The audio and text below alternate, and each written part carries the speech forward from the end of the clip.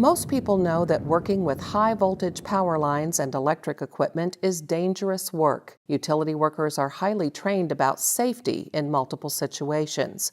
These workers often do their job close to rapidly moving traffic, and the dramatic increase in distracted driving incidents has added a new level of concern.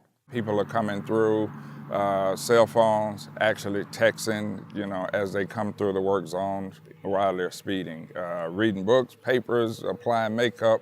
I mean, you see it all. It's kind of unbelievable what you'll see, if you just stand out here for a few minutes. Don Simmons Utility is like thousands of others, putting greater emphasis on work zone setup to make sure drivers can clearly see and understand what's happening.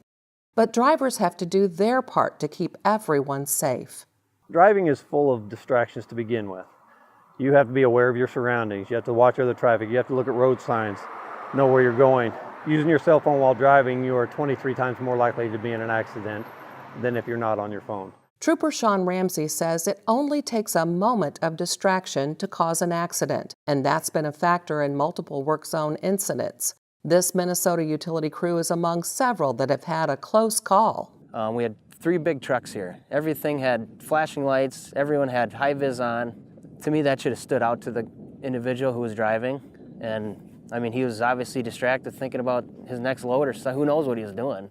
Ross Byreth was one of 3 linemen high up in buckets on a remote highway when a large dump truck came barreling through their work zone.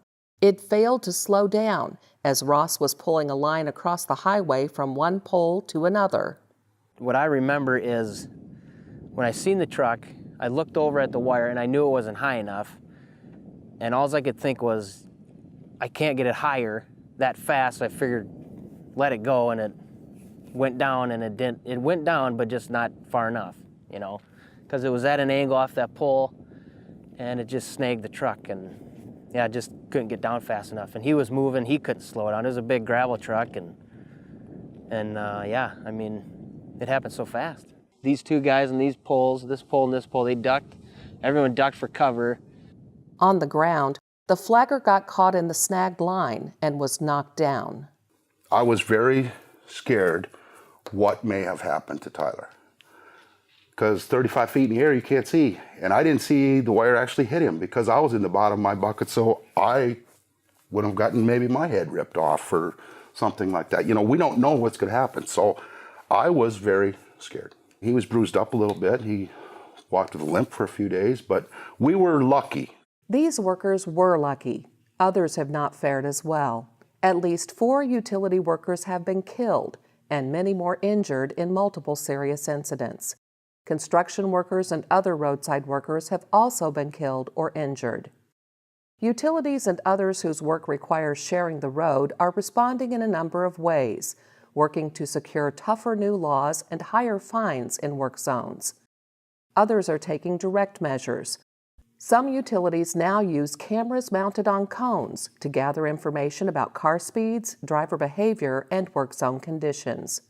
There are more outdoor cameras everywhere, so a driver not following the law is likely to be caught and may face serious consequences. Most states have these minimum requirements. When somebody's on the side of the road, people are required to do 3 things. Change lanes if possible. If it is not possible to change lanes, you must slow down. And if that means stopping, because your lane is blocked, then it means stopping. And they have to proceed with due caution. And when it comes to roadside utility work, a distracted driver could kill a worker without direct contact.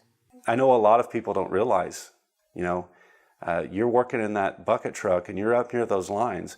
It doesn't take very much movement. Not much movement at all before it puts you in harm's way, because you're talking about live conductors up there. So if a vehicle comes along and bumps into my bucket truck and it moves me this far, that far could be enough to hurt or kill me.